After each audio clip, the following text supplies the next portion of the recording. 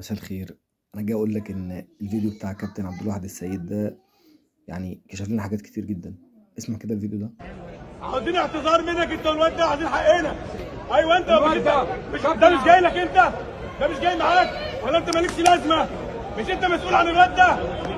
مش انت مسؤول عن الواد ده؟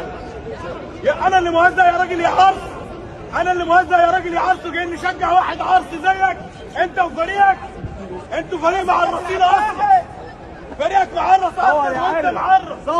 ما دام مش عاوز تعتذر يبقى انت راجل عرس. انت بتصور يدك معرسين يا عرس، بتصور يدك يا معرسين يا اولاد الاحسن. قسم وسمعني.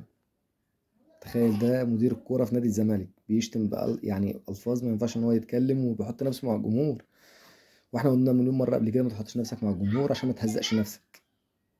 المشكله انه طلع يكابر ويقول لك السمه كانوا رافعين لافتات اساءه للوطن والدوله وكده. كذاب قوي.